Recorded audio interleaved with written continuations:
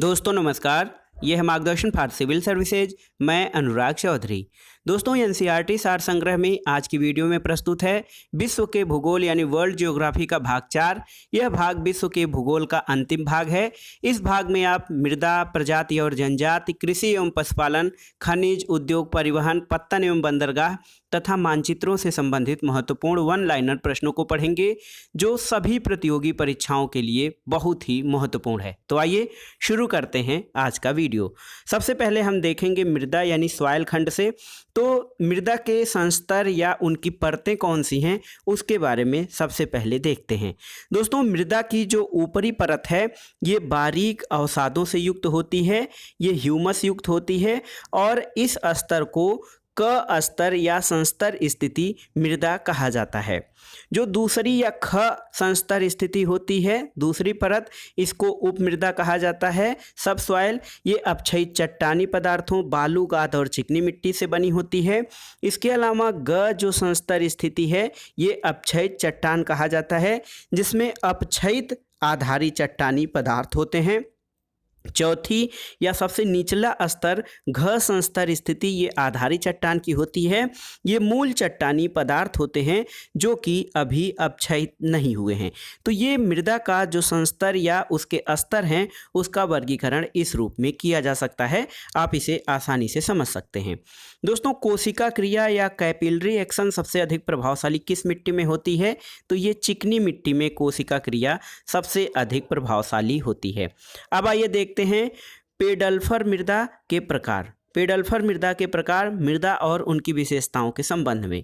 धूसर पॉडजोल। दोस्तों धूसर पॉडजोल जो होता है ये उप आर्कटिक जलवायु प्रदेश के टैगा या कोड़धारी वनों में अम्लीय मिट्टी के रूप में पाई जाती है, जिसका कि पीएच मान 4 होता है। तो जिस मिट्टी का पीएच मान 4 होता है यानी 7 से कम होता है वो मृदा अम्लीय होती है। दूसरा प्रकार है धूसर भूरी पॉडजोल। ये मध्य अक्षांशीय पतझड़ वनों की पेटी में पाई जाती है। इस मिट्टी में, इस मृदा में ह्यूमस की मात्रा अधिक होती है। लाल पीली पॉडजोल जो होती है ये उपोष्ण आर्द्र जलवायु प्रदेशों में पाई जाती है। पार्डजोलाइजेशन और लैटराइजेशन प्रक्रिया से इसका निर्माण होता है, यानी पार्डजोलाइजेशन और लैटराइजेशन प्रक्रिया से लाल पीली पॉडजोल का निर्माण होता है। भूमध्य सागरीय प्रदेशों और चूना प्रधान क्षेत्रों में फेरस ऑक्साइड की उपस्थिति के कारण जो लाल रंग होता है ये लाल पॉडजोल या टेरा रोसा में ये मृदा में फेरस ऑक्साइड की उपस्थिति होती है।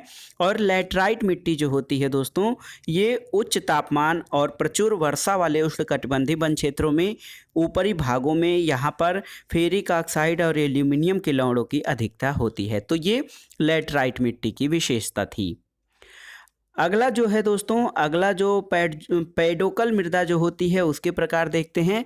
प्रेयरी मिट्टी।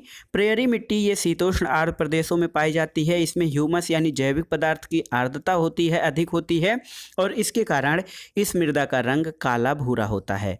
साइरोजेम या धूसर मरुस्थलीय मिट्टी दूसरा प्रकार है।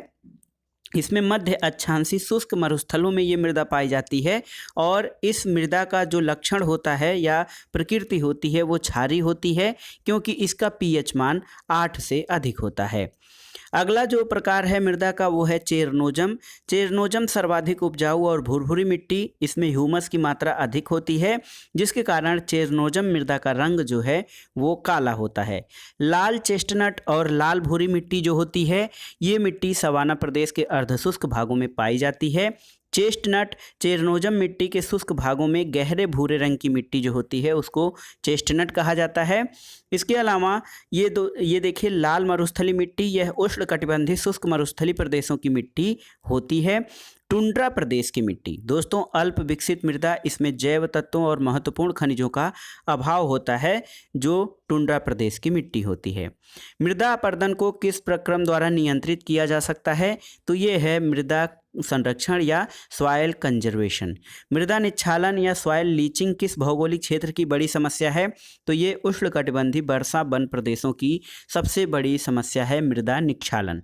टेरा रोसा का प्रारूपिक विकास उस भूभाग में होता है जहां पर चूना पत्थर अधिक पाया जाता है। तो टेरा रोसा एक मिट्टी का प्रकार है। ये उन क्षेत्रों में इसका विकास होता है जहां पर चूना पत्थर या लाइमस्टोन पाया जाता है। अगला प्रश्न है, रेंडजिना, टेरारोसा और टेरारोक्स मिट्टियाँ किसके अंतर्गत आती हैं? तो ये सब मिट्टियाँ कैल्शियम युक्त मिट्टी के अंतर्गत आती हैं।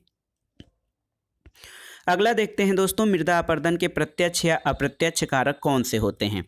तो मृदा अपरदन के जो प्रत्यक्ष या अप्रत्यक्ष कारक हैं उसमें वनों की कटाई, पशुओं का पशुचारण, अवैज्ञानिक कृषि, रासायनिक उर्वरकों का अधिक प्रयोग, कीटनाशकों का अधिक प्रयोग, अधिक सिंचाई, बांधों का निर्माण, बहुउद्देशीय परियोजनाएं, जल प्रवाह की समस्या, हरित क्रांति के विविध अवयव, नगरीकरण, औद्योगिकरण और सड़क निर्माण तथा खनन कार्य आदि से मृदा अपरदन प्रत्यक्ष या अप्रत्यक्ष रूप से होता है।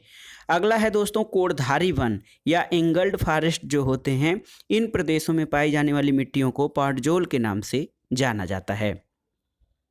अब आइए देखते हैं प्रजातियों और जनजातियों से संबंधित महत्वपूर्ण प्रश्न। अफ्रीका महाद्वीप की मूल जनजाति पिग्मी किस नदी घाटी में पाई जाती है? तो ये कांगो नदी घाटी में। खानाबदोश जनजाति मुख्यतः किस क्षेत्र में पाए जाते हैं? ये शुष्क क्षेत्रों में। जुलू जनजाति किस देश में पाई जाती है? तो दक्षिण अफ्रीका में जुलू जनजाति पाई जाती है। दोस्तों, कुर्दिश मूल के लोग जो हैं वो आर्मेनिया, अजरबैजान, ईरान और इराक देशों में पाए जाते हैं, जो मूलतः पशुपालक कृषक वर्ग में आते हैं। तो कुर्दिश ये आर्मेनिया, अजरबैजान, ईरान, इराक के क्षेत्रों में पाए जाते हैं, जो पशुपालक वर्ग में आते हैं। किस महाद्वीप को मानव जाति का जन्म स्थल कहा जाता है? तो ये है अफ्रीका महाद्वीप। जिप्सी जनजाति का मूल स्थान किसे माना जाता है? भारत को जिप्सी जनजाति का मूल स्थान माना जाता है। अगला प्रश्न है दोस्तों, विश्व में सर्वाधिक जनसंख्या किस मानव प्रजाति की है? तो ये है मंगोलायड प्रजाति, इसकी जनसंख्या सर्वाधिक है।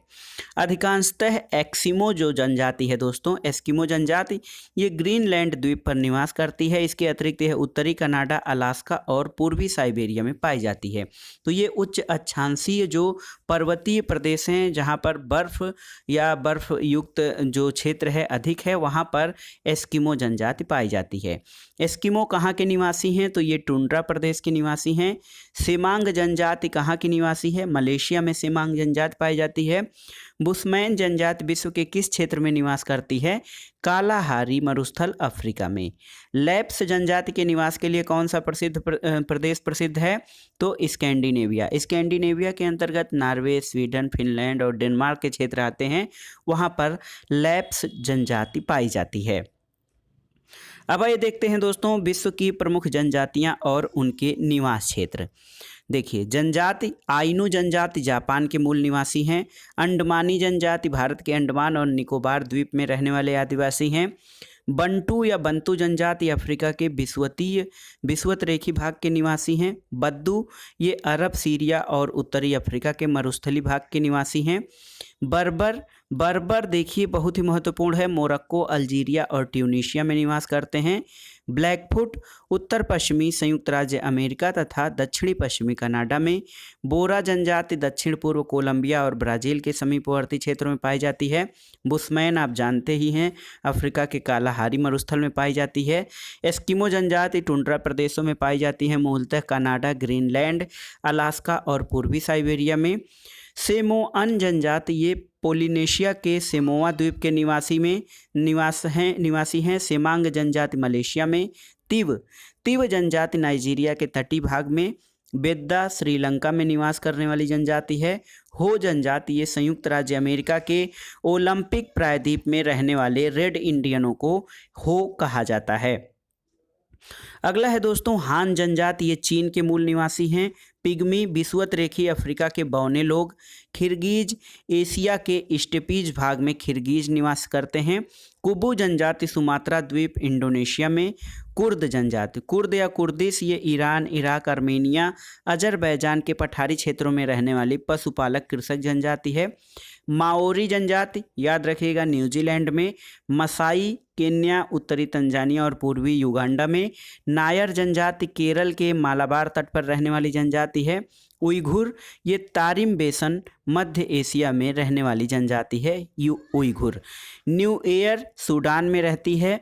हुतू जनजाति लोकतांत्रिक गणराज्य कांगो यानी DRC democratic Republic of Congo, पूर्वी जायरे, रवांडा गणराज्य और बुरुंडी में हुतू जनजाति निवास करती है। इन्यूट लोग कहाँ पर रहते हैं? तो इन्यूट लोग आर्कटिक टुंड्रा के एस्किमो में पाए जाते हैं। जारवा जनजाति दक्षिणी अंडमान में पाई जाती है। जावाई, ये जावा इंडोनेशिया में।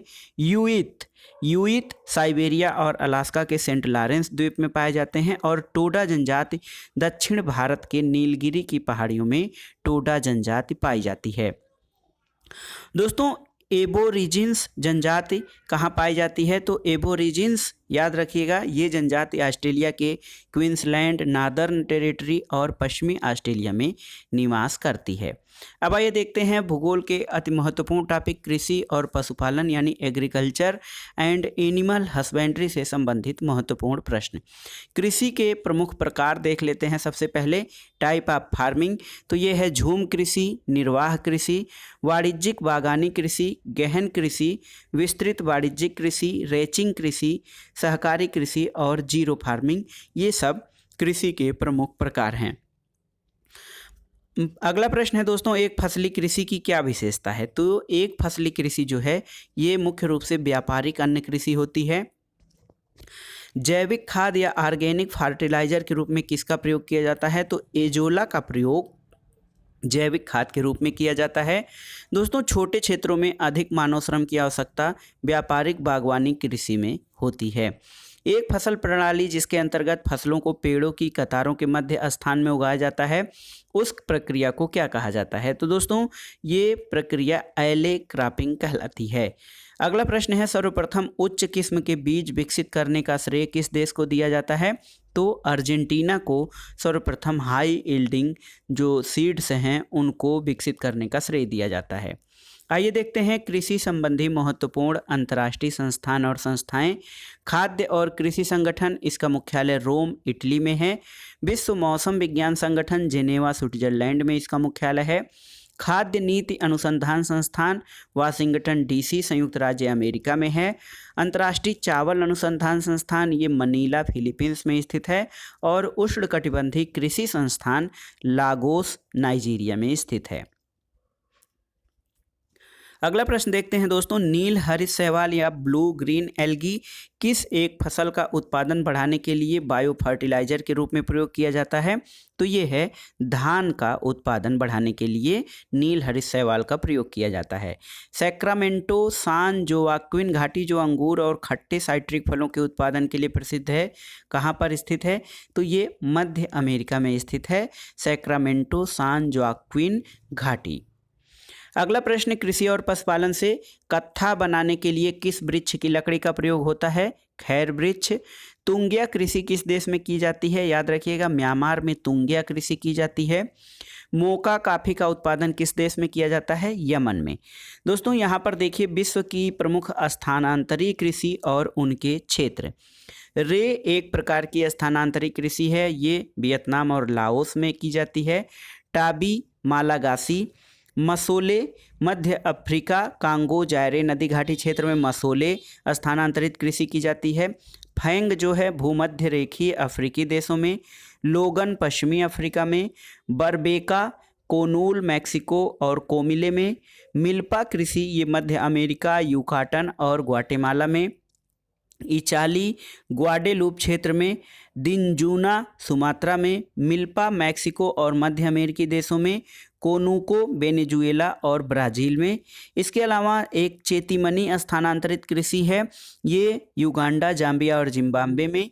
कैंगिन फिलीपींस में। तुंगिया या टोंगिया म्यांमार बर्मा में। चेन्ना कृषि श्रीलंका में प्रचलित है, लेदांग जावा और मलेशिया में। और तमराई या ट्यूराल ये थाईलैंड में कृषि की जाती है। हुमा या हुआ ये जावा और इंडोनेशिया में स्थानांतरित या स्थानांतरणीय कृषि के प्रकार हैं। दोस्तों, गन्ना के बारे में एक तथ्य है कि गन्ना उष्णकटिबंधीय पौधा है जिसके उत्पादन के लिए औसत तापमान 21 डिग्री सेंटीग्रेड से 27 डिग्री सेंटीग्रेड और वार्षिक वर्षा 75 से 100 सेंटीमीटर उपयुक्त होती है। आइए देखते हैं कृषि के प्रकार और संबंधित उत्पाद। विटीकल्चर बहुत ही महत्वपूर्ण है। अंगूरों के व्यापारिक स्तर पर उत्पादन को विटीकल्चर कहा जाता है। पीसीकल्चर या एक्वाकल्चर ये व्यापारिक स्तर पर की जाने वाली मछली पालन की क्रिया है। सेरीकल्चर रेशम उत्पादन या रेशम कीट पालन। हार्टिकल्चर व्यापारिक स्तर पर किया जाने वाला विभिन्न प्रकार के फलों का उत्पादन।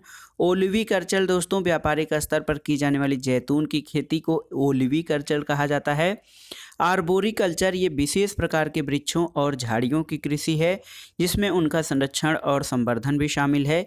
एपीकल्चर बहुत ही महत्वपूर्ण है। एपीकल्चर व्यापारिक स्तर पर शहद उत्पादन के लिए मधुमक्खी पालन को एपीकल्चर कहा जाता है। ये देखिए फ्लोरिकल्चर व्यापारिक स्तर पर फूलों की खेती। सिल्वीकल्चर वनों का संरक्षण और संवर्धन की प्रक्रिया।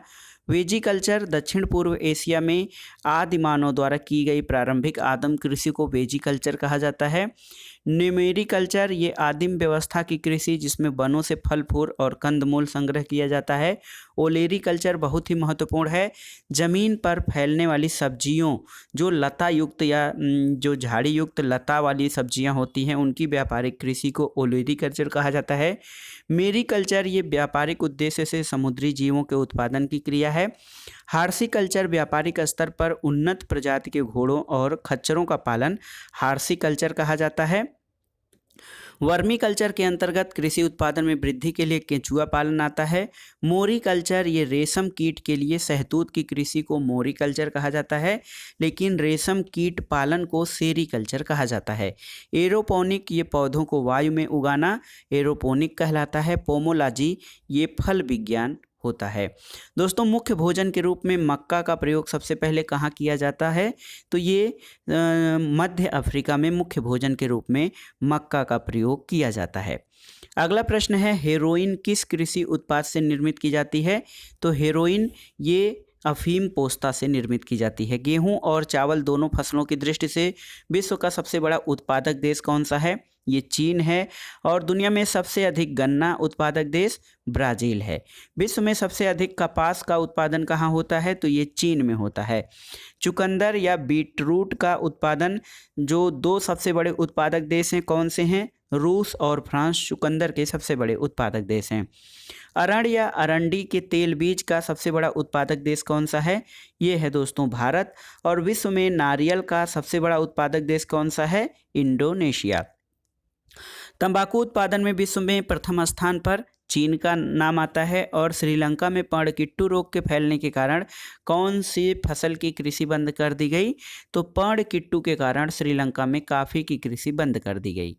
चाय का सर्वाधिक निर्यात कौन सा देश करता है? ये चीन है। और चाय में कौन सा पदार्थ पाया जाता है? थीन पदार्थ चाय में पाया जाता है। दोस्तों दुनिया में मूंगफली का सबसे अधिक उत्पादन किस देश में होता है? चीन में।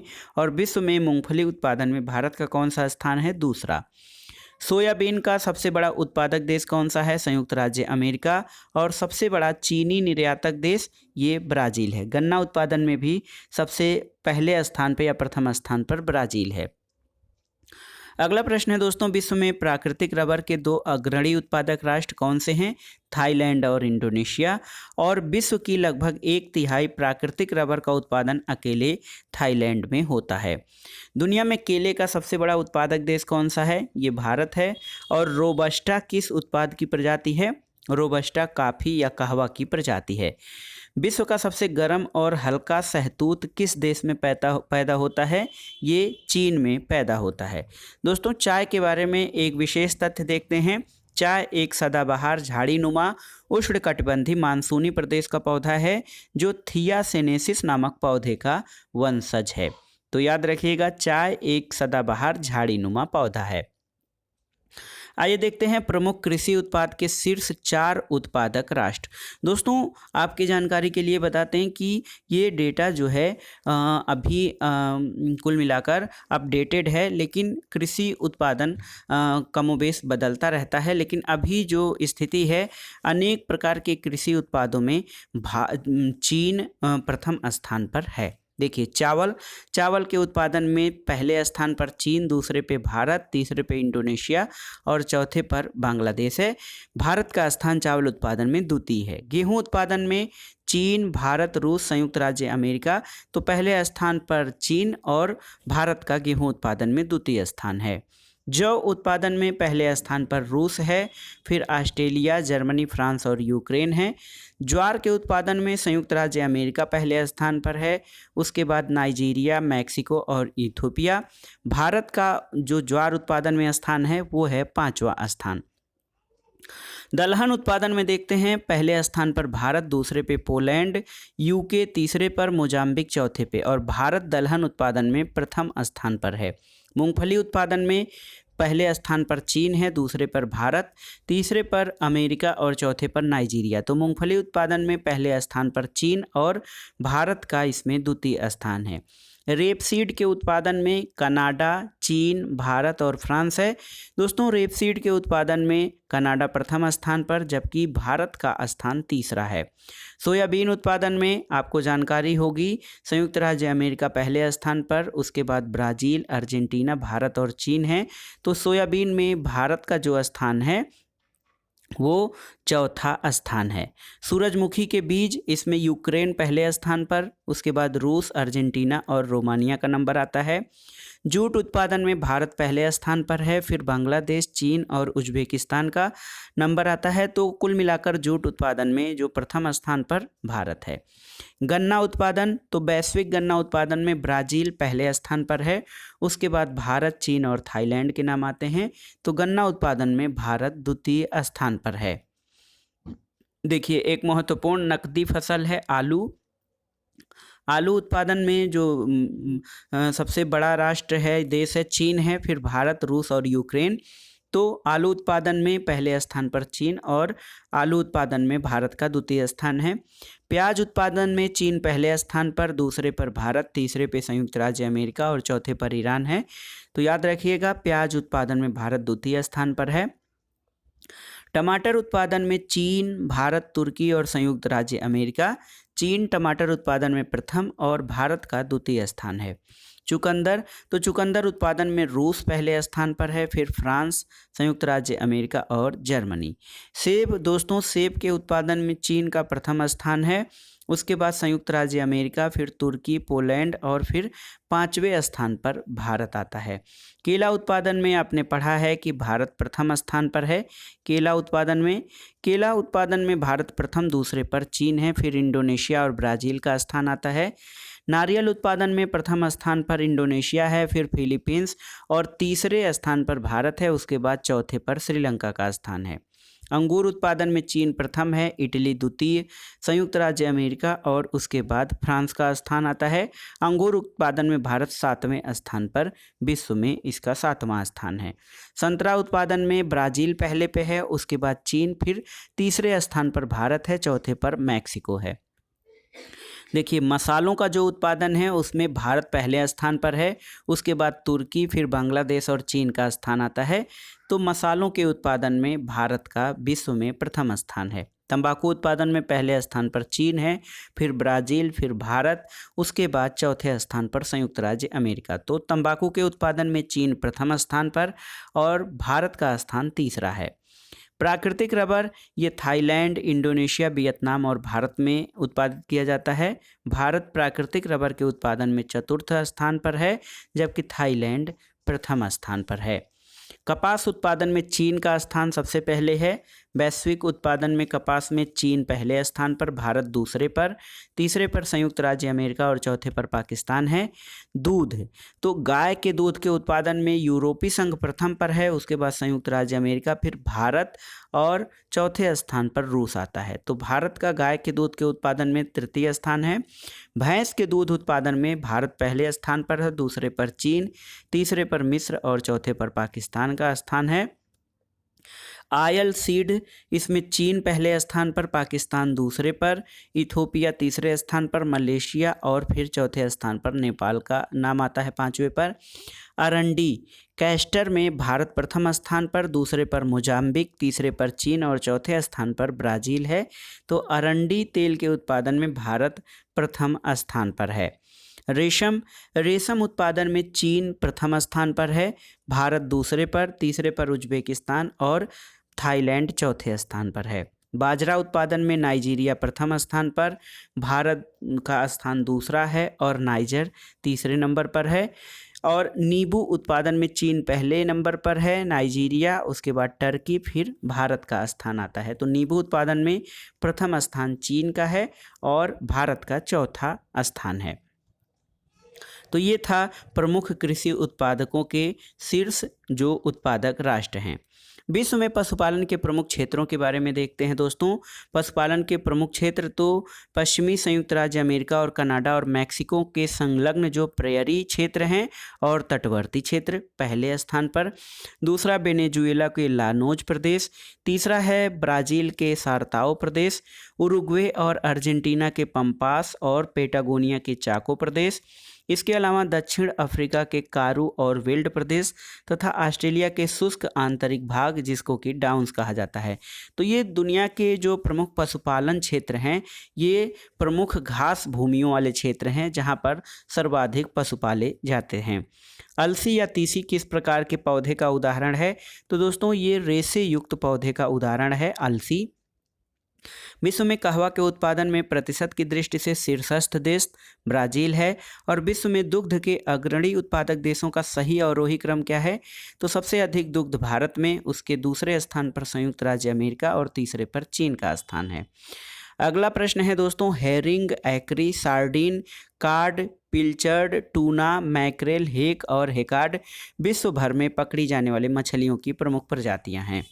विश्व में सबसे अधिक पशुधन समष्टि किस देश में है? तो सबसे अधिक पशु भारत में पाए जाते हैं। बर्कशायर, यॉर्कशायर और हैम्पशायर किस पशु की विदेशी नस्लें हैं? तो ये सूअर की विदेशी नस्लें हैं, बर्कशायर, यॉर्कशायर और हैम्पशायर। सर्वोत्तम किस्म की ऊन किस भेड़ से प्राप्त होती है? ये मेरिनो भेड़ से प्राप्त होती हैं। और दुनिया की सर्वाधिक बकरियां किस देश में पाई जाती हैं? चीन में। दोस्तों चेस्टर वाइट, हरफोर्ड, ड्यूराक, लांट्रेंस और सफ़ेद यॉर्कशायर ये सूअर की प्रमुख विदेशी नस्लें हैं। सर्वाधिक अंडे देने वाली मुर्गी की नस्ल कौन सी है? ये लेगहार्न है। और बकरियों की किस प्रजाति को दूध की रानी या मिल्क क्वीन कहा जाता है? ये सानेन बकरी स्विट्जरलैंड में पाई जाती है जिसको कि दूध की रानी कहा जाता है। आइए देखते हैं मछली आयातक और निर्यातक शीर्ष 4 देश। पहले स्थान पर जो आयातक राष्ट्र हैं, सबसे अधिक मछली मंगाने वाला राष्ट्र है। पहले स्थान पर संयुक्त राज्य अमेरिका, दूसरे पर जापान, तीसरे पर चीन और चतुर्थ पर स्पेन है। जबकि निर्यात या एक्सपोर्ट करने वाले देशों में पहले स्थान पर चीन, दूसरे पर नॉर्वे, तीसरे पर वियतनाम और चौथे स्थान पर थाईलैंड है। दोस्तों ऊन वाली भेड़ें जो हैं वो शुष्क क्षेत्रों में पाई जाती हैं, जबकि मांस वाली भेड़ें आर्द्र क्षेत्रों में पाई जाती हैं। तो याद रखिएगा, ऊन उत्पादन करने वाली भेड़ें शुष्क क्षेत्रों में जैसे रेगिस्तानी या अनेक प्रकार के शुष्क क्षेत्रों में, जबकि मांस वाली भेड़ें आर्द्र क्षेत्रों में पाई जाती हैं। अब आइए देखते हैं खनिज यानी मिनरल्स से संबंधित महत्वपूर्ण प्रश्नों को। डोनबास क्षेत्र बहुत ही महत्वपूर्ण है, किसके उत्पादन के लिए प्रसिद्ध है? कोयला के लिए। जापान किस अयस्क के उत्पादन में आत्मनिर्भर है? कोबाल्ट में। दक्षिणी अमेरिका में खनिजों का प्रमुख भंडार कौन सा क्षेत्र है? ये पेटागोनिया का पठार है।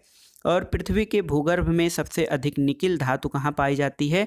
तो दोस्तों पृथ्वी के भूगर्भ या क्रोड में सबसे अधिक निकिल धातु पाई जाती है, उसके बाद लोहे का स्थान आता है। रुकवा झील क्षेत्र जो तंजानिया में है, ये किस खनिज के उत्पादन के लिए प्रसिद्ध है? तो ये कोयला के उत्पादन के लिए।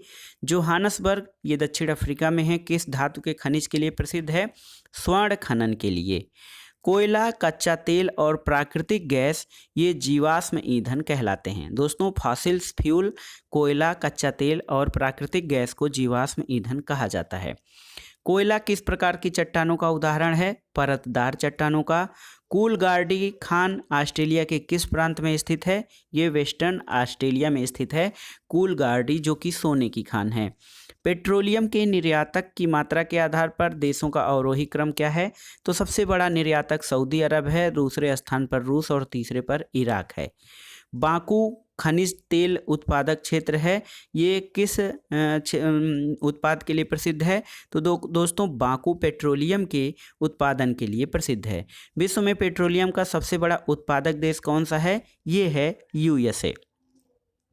आइए देखते हैं पेट्रोलियम के प्रमुख खनन केंद्र। संयुक्त राज्य अमेरिका में अपलेशियन क्षेत्र, गल्फ तटीय क्षेत्र और कैलिफोर्निया, सऊदी अरब में दम्माम, धावर और धाहरान, कुवैत में बुरधान पहाड़ी, ये विश्व का बृहत्तम संचित भंडार है।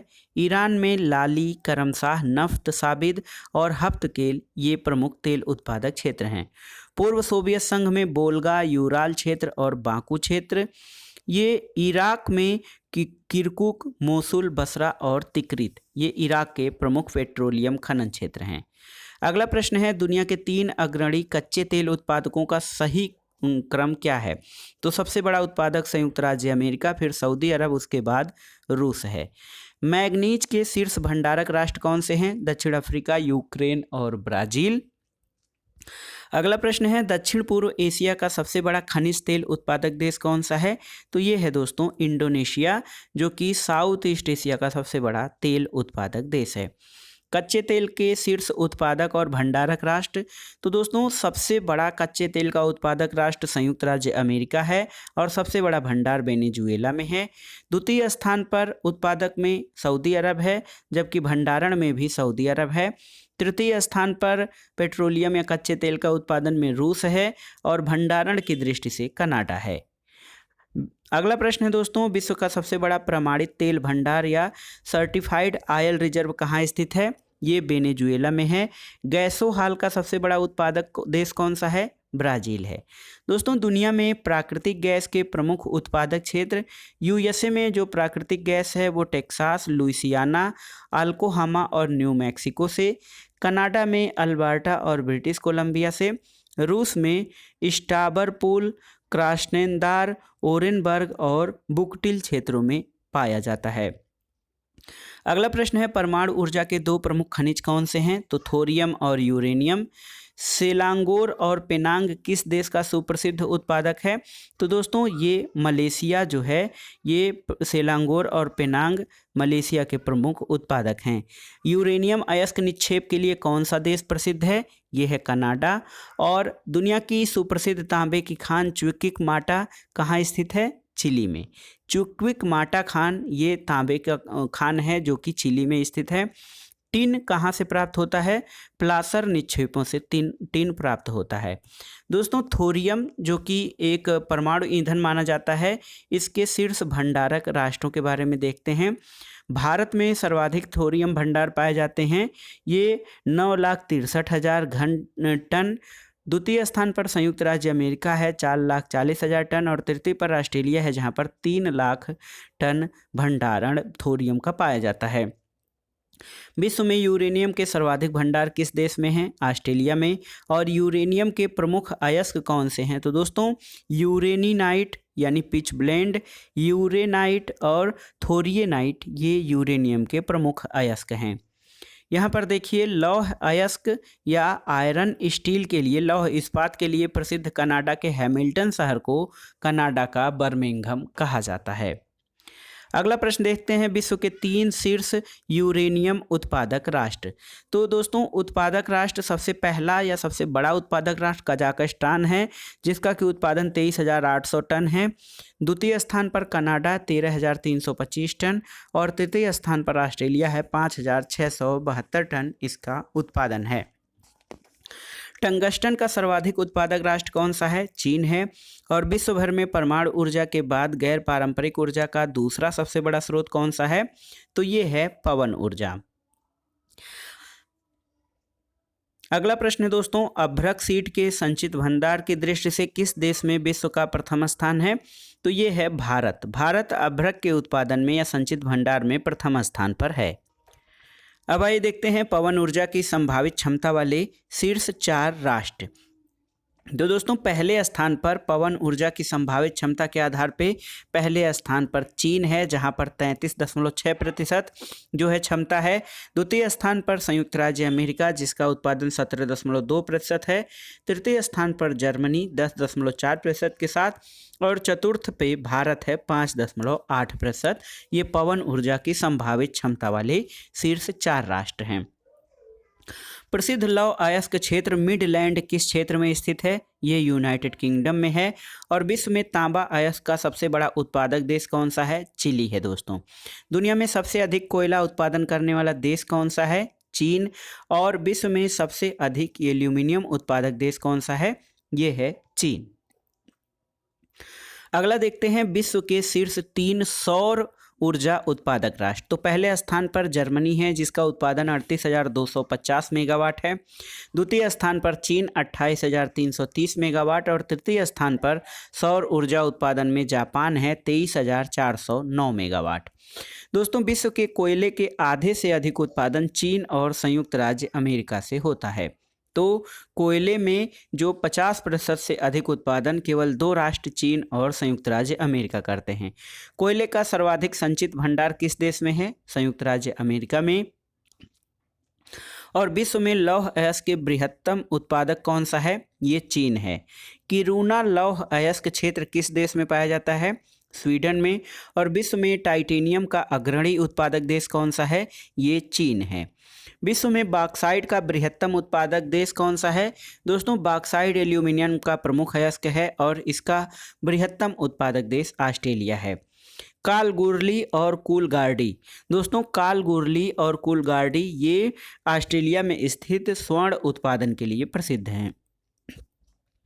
दुनिया में चांदी का सबसे बड़ा उत्पादक देश कौन सा है? ये मैक्सिको है। और विश्व में टीन का अग्रणी उत्पादक देश कौन सा है? चीन है। हीरा उत्पादन में सबसे बड़ा उत्पादक देश रूस है। दूसरे स्थान पर बोत्सवाना का स्थान है। अफ्रीका का सर्वाधिक तांबा उत्पादक देश कौन सा है? जाम्बिया। अब आइए देखते हैं प्रमुख खनिज उत्पादक शीर्ष राष्ट्रों के बारे में। एल्यूमिनियम दोस्तों चीन, रूस और भारत हैं। बॉक्साइट उत्पादन में ऑस्ट्रेलिया, चीन और तीसरे पर गुयाना है। क्रोमाइट उत्पादन में दक्षिण अफ्रीका, तुर्की और कजाकिस्तान। कोयला उत्पादन में देखिए जो राष्ट्रों का क्रम है वो है चीन, भारत, संयुक्त राज्य अमेरिका। कोबाल्ट उत्पादन में कांगो, कैल्डोनिया और चीन। तांबा उत्पादन में पहले स्थान पर चिली, फिर पेरू, उसके बाद चीन। हीरा उत्पादन में रूस, बोत्सवाना, कनाडा। RBC ये डायमंड उत्पादन में ये देशों का क्रम है। स्वर्ण उत्पादन में पहले स्थान पर चीन, दूसरे पर ऑस्ट्रेलिया और तीसरे पर रूस है। ग्रेफाइट उत्पादन में चीन, भारत और ब्राज़ील। जिप्सम में चीन, ईरान और थाईलैंड हैं। लौह अयस्क के उत्पादन में चीन का स्थान पहले पर, ऑस्ट्रेलिया दूसरे और ब्राज़ील तीसरे स्थान पर है। जस्ता उत्पादन चीन, पेरू और ऑस्ट्रेलिया। मैग्नीज अयस्क जो है वो दक्षिण अफ्रीका, चीन और ऑस्ट्रेलिया। अभ्रक के उत्पादन में ब्राज़ील प्रथम स्थान पर, चीन दूसरे और तुर्की तीसरे स्थान पर है। निकिल उत्पादन में कनाडा, ऑस्ट्रेलिया और चीन है। चांदी मैक्सिको, पेरू और चीन। टंगस्टन उत्पादन में चीन प्रथम स्थान पर, वियतनाम दूसरे और रूस तीसरे पर है। मालिब्डेनम इसमें चीन, संयुक्त राज्य अमेरिका और चिली। सीसा उत्पादन में दोस्तों चीन, ऑस्ट्रेलिया और पेरू। तथा प्लेटिनम बहुत ही महत्वपूर्ण धातु है, महंगी धातु है। दक्षिण अफ्रीका प्रथम पर, रूस दूसरे और जिम्बाब्वे तीसरे स्थान पर स्थित है। दोस्तों, अंतर्राष्ट्रीय स्तर पर मेसाबी रेंज ये संयुक्त राज्य अमेरिका में स्थित है। ये लौह अयस्क उत्पादन के लिए प्रसिद्ध है। तो मेसाबी रेंज लौह अयस्क उत्पादन के लिए प्रसिद्ध है। अब आइए देखते हैं उद्योग से संबंधित महत्वपूर्ण प्रश्न। लौह इस्पात उद्योग में मुख्यतः किस कोयले का उपयोग किया जाता है? बिटुमिन कोयला। USA की सिलिकॉन वैली कहाँ पर है? ये सैन फ्रांसिस्को, उत्तरी कैलिफोर्निया में। कौन सा नगर जापानी सूती वस्त्र उद्योग का प्रमुख केंद्र है? ये ओसाका है। और सूती वस्त्र उद्योग के लिए किस प्रकार की जलवायु चाहिए? आर्द्र और समुद्री समीर जो है, आर्द्र जलवायु और समुद्री समीर सूती वस्त्र उद्योग के लिए जो है ये उपयुक्त मानी जाती है। विश्व में सूती वस्त्रों का अग्रणी उत्पादक देश कौन सा है? चीन है। रूर बेसिन किस देश का प्रसिद्ध औद्योगिक क्षेत्र है? जर्मनी का। ऊन का सबसे बड़ा उत्पादक चीन है। और विश्व में पोटास उर्वरक का सर्वाधिक भंडार किस देश में है? ये कनाडा में है। अब आइए देखते हैं औद्योगिक शहरों के उपनाम। गोरकी ये रूस का डेट्रायट है। पीथमपुर भारत का डेट्रायट। ट्यूरिन इटली का डेट्रायट। विंडसर कनाडा का डेट्रायट है। नागोया जापान का डेट्रायट। संघाई चीन का मैनचेस्टर। अहमदाबाद भारत का मैनचेस्टर। मिलान इटली का मैनचेस्टर। ओसाका को जापान का मैनचेस्टर कहा जाता है। कानपुर को उत्तर भारत का मैनचेस्टर। कोयम्बटूर दक्षिण भारत का मैनचेस्टर और ईवो नोवो को रूस का मैनचेस्टर कहा जाता है। दोस्तों डेट्रायट जो है, डेट्रायट ये ऑटोमोबाइल उद्योग के लिए प्रसिद्ध है और मैनचेस्टर सूती वस्त्र उत्पादन के लिए। देखिए टूला शहर, टूला जो है ये रूस का पिट्सबर्ग, जमशेदपुर भारत का पिट्सबर्ग, यावाता जापान का पिट्सबर्ग और हैमिल्टन कनाडा का बर्मिंघम तथा पिट्सबर्ग जो है विश्व की इस्पात नगरी के रूप में प्रसिद्ध है। तो ये जो टूला, जमशेदपुर और यावाता हैं ये प्रमुख इस्पात उद्योगों के लिए प्रसिद्ध हैं। आइए देखते हैं विश्व के प्रमुख औद्योगिक केंद्रों के बारे में। संयुक्त राज्य अमेरिका में पिट्सबर्ग है लौह उद्योग के प्रमुख केंद्र। पिट्सबर्ग ये दुनिया की इस्पात राजधानी कही जाती है। जापान का जो है लौह इस्पात उद्योग मुख्य रूप से ओसाका, कोबे और क्योटो, नागासाकी और कावासाकी में प्रचलित है। रूस में मास्को, मैग्नीटोटार्स्क, चेलियाबिंस्क और टूला में लौह इस्पात उद्योग प्रमुख रूप से पाया जाता है। वस्त्र उत्पादन के प्रमुख केंद्रों में देखते हैं। चीन में वस्त्र उत्पादन के प्रमुख केंद्र संघाई, कैंटन, वुहान, नानकिंग, चुंगकिंग और बीजिंग हैं। ब्रिटेन में मैनचेस्टर, ब्रैडफोर्ड, डर्बीशायर और लीड्स। भारत में मुंबई, अहमदाबाद, कलकत्ता, कोयम्बटूर और मदुरै। अब आइए देखते हैं ऊन उत्पादन के प्रमुख केंद्र। तो जापान के ऊन उत्पादन के प्रमुख केंद्र ओसाका, कोबे तथा टोक्यो याकोहामा क्षेत्र। यूएसए में न्यू इंग्लैंड, लॉरेंस और फिलाडेल्फिया क्षेत्र। भारत में धारीवाल, अमृतसर, लुधियाना, खरड़ और मुंबई ये प्रमुख ऊन उद्योग के केंद्र हैं।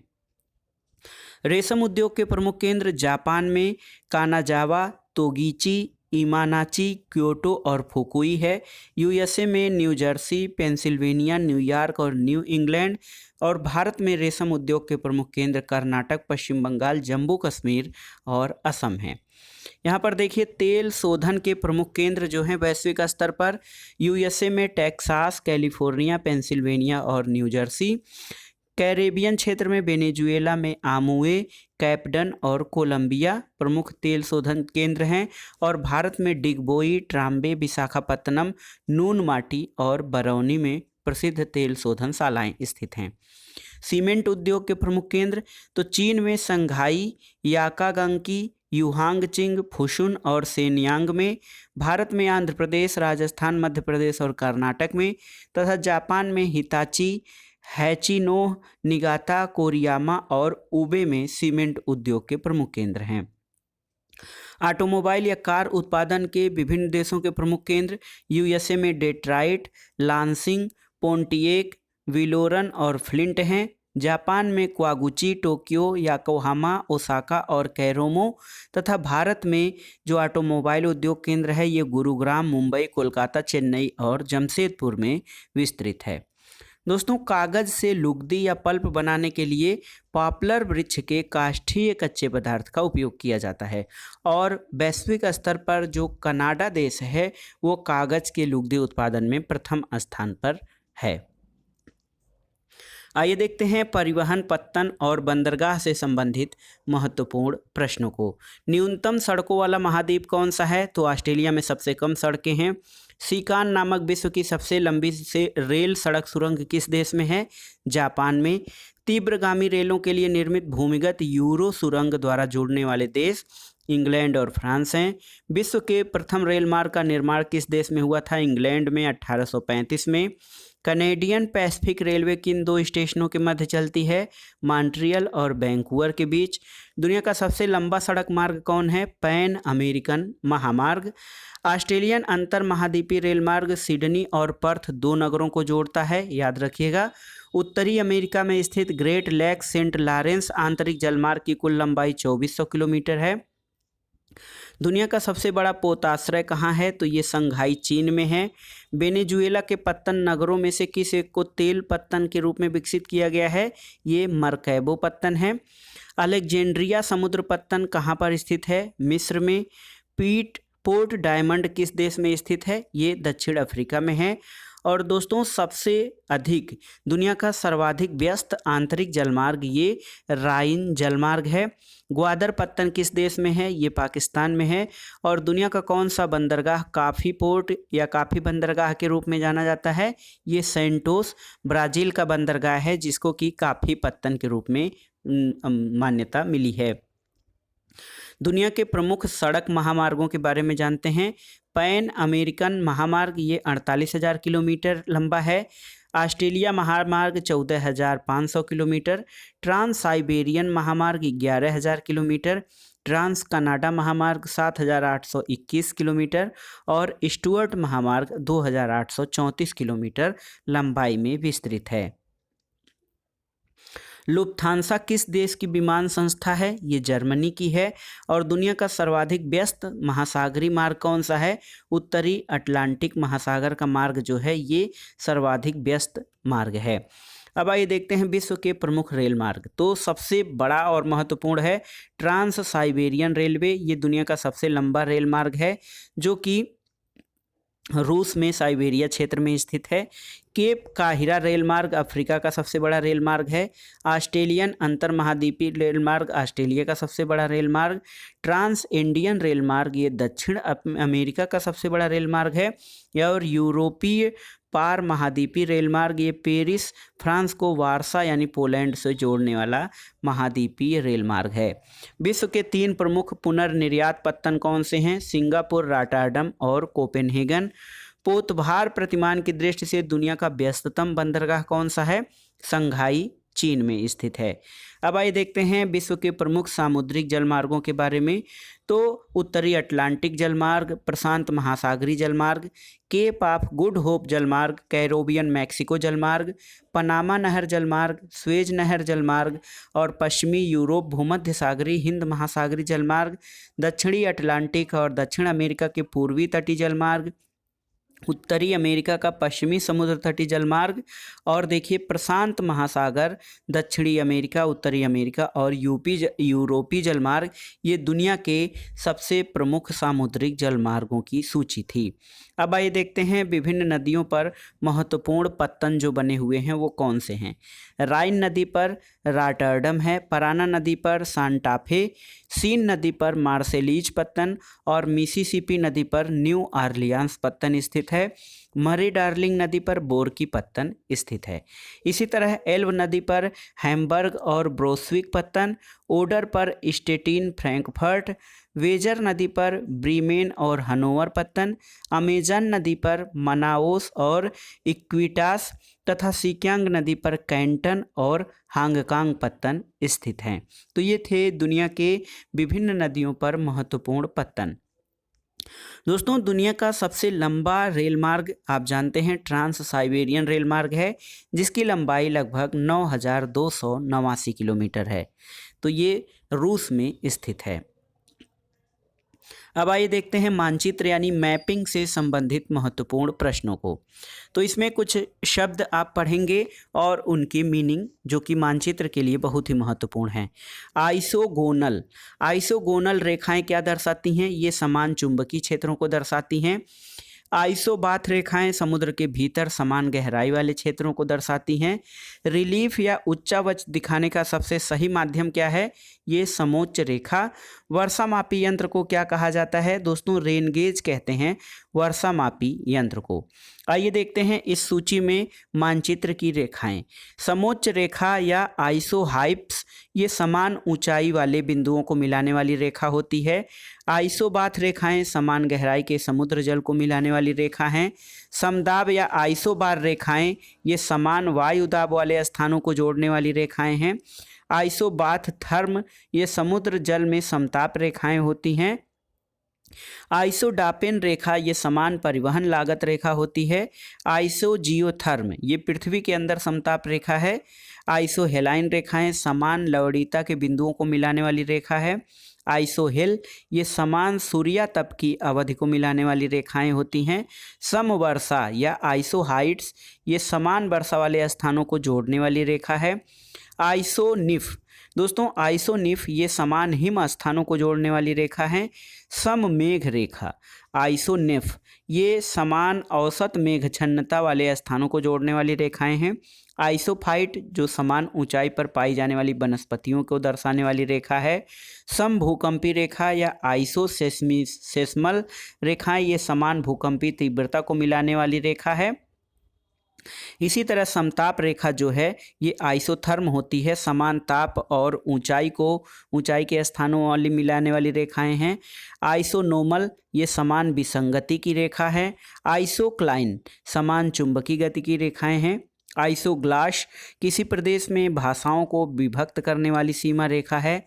जनसंख्या चार्ट या आइसोप्रैक्ट जो होता है वो जनसंख्या आदि के लिए तैयार किया गया विशिष्ट चार्ट होता है। आइसोगेनिक लाइन समचुंबकीय नति रेखा। एगोनिक लाइन ये शून्य चुंबकीय नति रेखा है। लोक्सोड्रम दोस्तों या रंभ लाइन ये मर्केटर प्रक्षेप पर किसी दो स्थानों को मिलाने वाली रेखाएं होती हैं। प्लम्ब लाइन जो होती हैं पृथ्वी की सतह से केंद्र को मिलाने वाली रेखा है। समस्थिति रेखा या आइसोस्टेसी ये साम्य अवस्था या भू सतह के संतुलन जो पृथ्वी पर हल्के सैल पदार्थों और भूमिगत भारी सैल पदार्थों में पाया जाता है। समवाह गति रेखा या आइसोटैक ये मौसमी मानचित्र पर उन स्थानों को मिलाने वाली रेखा है जहां पर पवन गति समान पाई जाती है। इसके अलावा समझंझा रेखा या आइसोब्रांट ये समान तड़ित झंझा या थंडर स्टार्म वाले स्थानों को जोड़ने वाली मानचित्र रेखा होती है। और समदिक्पाती रेखा या आइसोगोनल ये समान चुंबकीय ह्रास वाले स्थानों को जोड़ने वाली रेखाएं हैं। तो आप इस चार्ट को अलग से तैयार करके इसको याद कर लीजिएगा। दोस्तों प्रिज्मेटिक या प्रिज्मीय कंपास चुंबकीय दिक्मान मापने वाला यंत्र है। तो चुंबकीय दिक्मान मापने वाला यंत्र प्रिज्मेटिक कंपास होता है। अब आइए देखते हैं विश्व के भूगोल से विविध या मिसलेनियस टाइप के प्रश्न। अंटार्कटिका का विस्तृत और संपूर्ण मानचित्र बनाना किस देश के उपग्रहों से सहायता मिली है? कनाडा के। विश्व में शराब का बृहत्तम उत्पादक देश फ्रांस है। और विश्व का प्रथम परमाणु बिजली घर किस देश में स्थापित किया गया था? रूस में। दोस्तों ब्राजील में पाए जाने वाले कॉफी के बागान जो होते हैं उनको फैजेंडा नाम से जाना जाता है। अगला प्रश्न है संयुक्त राज्य अमेरिका का उपग्रह प्रक्षेपण केंद्र कहाँ स्थित है? एक केप केनेडी या केप केनेवरल फ्लोरिडा में स्थित है। बोलीविया और पेरू के पठार, कोलंबिया का पठार, तिब्बत का पठार और मैक्सिको का पठार किस संरचना के उदाहरण हैं? ये अंतर पर्वतीय पठार के उदाहरण हैं। दुनिया की सबसे बड़ी प्रवाल भित्ति या कोरल रीफ किस देश में स्थित है? ऑस्ट्रेलिया में, जिसका नाम है ग्रेट बैरियर रीफ। दोस्तों चेरनोबिल परमाणु आपदा एक हुई थी अप्रैल 1986 में, किस देश में घटित हुई थी? ये यूक्रेन में। पीसा की झुकी हुई मीनार किस देश में स्थित है? तो ये इटली में है। और एलेसी पैलेस किस देश में स्थित है? फ्रांस में एलेसी पैलेस। सबसे अधिक डाकघर या पोस्ट ऑफिस किस देश में है? ये भारत में है। दोस्तों विश्व भाषा के रूप में या वर्ल्ड लैंग्वेज के रूप में कार्य करने के लिए बनाई गई एक कृत्रिम भाषा का नाम एस्पेरांटो है। बहुत ही महत्वपूर्ण है। एस्पेरांटो क्या है? तो ये विश्व भाषा के रूप में कार्य करने के लिए बनाई गई एक कृत्रिम भाषा है। ग्रैंड कैनियन किस देश में स्थित है? यूएसए में। कैलाश मानसरोवर तीर्थ स्थल कहाँ है? चीन अधिकृत तिब्बत में। और दक्षिण एशिया का सर्वाधिक नगरीकृत देश कौन सा है? ये पाकिस्तान है। कोपाक्वाना पुलिन किस देश में है? ये ब्राज़ील में स्थित है। दोस्तों याद रखिएगा कोपाक्वाना पुलिन। अगला प्रश्न है कि विश्व के सबसे गहराई पर स्थित बिंदु कौन सा है? ये है मेरियाना गर्त, जिसको कि चैलेंजर द्वीप भी कहा जाता है। कोरल रीफ या जीवाश्म पट्टी प्रायः कर्क और मकर रेखा के मध्य तटीय क्षेत्रों में पाई जाती है। दोस्तों अगला प्रश्न है सर्वाधिक ऊंचाई के बादलों की संरचना कैसी होती है? तो ये पच्छाभ स्तरीय होते हैं। और विश्व में सर्वाधिक व्यक्तियों द्वारा बोली जाने वाली भाषा कौन सी है? ये है मंदारिन चीनी भाषा। ग्रैंड बैंक कहाँ स्थित है? उत्तरी अमेरिका के पूर्वी तट पर। और वायुदाब सबसे कम कब होता है? तो ग्रीष्म ऋतु में वायुदाब सबसे कम होता है। दोस्तों भूगोल में नवनियतिवाद का सिद्धांत जो है उसका प्रतिपादन जी टेलर ने किया था। दुनिया की सबसे लंबी सैल सुरंग या रॉक टनल कहाँ स्थित है? ये फिनलैंड में है। और सबसे कम जनसंख्या घनत्व वाला देश कौन सा है? ये कनाडा है। अगला प्रश्न है दोस्तों, विश्व के देशों के में कुल रेलवे लंबाई की दृष्टि से जो अवरोही क्रम है वो है सबसे अधिक रेलवे संयुक्त राज्य अमेरिका में, फिर चीन, फिर रूस और चौथे स्थान पर रेलवे की कुल लंबाई के आधार पर चौथे स्थान पर दुनिया में भारत का स्थान होता है। भारत के अतिरिक्त किस देश में तमिल एक मुख्य भाषा है? श्रीलंका में। और अत्यधिक तीव्र वर्षा के लिए कौन से बादल उत्तरदायी होते हैं? ये वर्षा स्तरीय मेघ होते हैं जो अत्यधिक तीव्र वर्षा के लिए उत्तरदायी होते हैं। अगला प्रश्न है, वायुमार्ग तथा वायु यातायात के विकास में किस देश का प्रथम स्थान है? यूएसए का। और टर्की किन दो सागरों के मध्य स्थित है? तुर्की काला सागर और भूमध्य सागर के मध्य स्थित है। विश्व का विशालतम स्वर्ग क्षेत्र दक्षिण अफ्रीका में कौन सी पर्वत श्रेणियों में अवस्थित है? दोस्तों ये विट वाटर्स रैंड में स्थित है। जो दुनिया का विशालतम स्वर्ण क्षेत्र या गोल्ड के लिए जो क्षेत्र है ये साउथ अफ्रीका में विट वाटर्स रैंड में स्थित है। लाल सागर एक उदाहरण है, तो ये अक्षीय द्रोणी का उदाहरण है लाल सागर। अरब सागर में स्थित अधिकांश द्वीप संरचनात्मक दृष्टि से किस प्रकार के हैं? अरब सागर के जो अधिकांश द्वीप हैं ये मूंगा द्वीप या कोरल द्वीप के रूप में माने जाते हैं। दोस्तों मसाई जनजाति अफ्रीकी महाद्वीप के तंजानिया, केन्या और युगांडा देशों की मूल निवासी है। तो ये था विश्व के भूगोल का चौथा और अंतिम भाग। इस प्रकार हमने एनसीईआरटी सार संग्रह का विश्व का भूगोल समाप्त कर लिया है। अब इसके आगे हम एक वीडियो में एनसीईआरटी सार संग्रह के पर्यावरण और पारिस्थितिकी को समाप्त करेंगे। उसके बाद राज्य व्यवस्था जो कि सामान्य अध्ययन का बहुत ही महत्वपूर्ण भाग है उसको हम देखेंगे। तो वीडियो आपको कैसा लगा और आपके लिए कितना उपयोगी तथा लाभदायक हो रहा है हमें कमेंट बॉक्स में ज़रूर बताइएगा। वीडियो को लाइक करें, शेयर करें और इस चैनल मार्गदर्शन फॉर सिविल सर्विसेज को सब्सक्राइब करें। वीडियो देखने के लिए धन्यवाद दोस्तों, नमस्कार।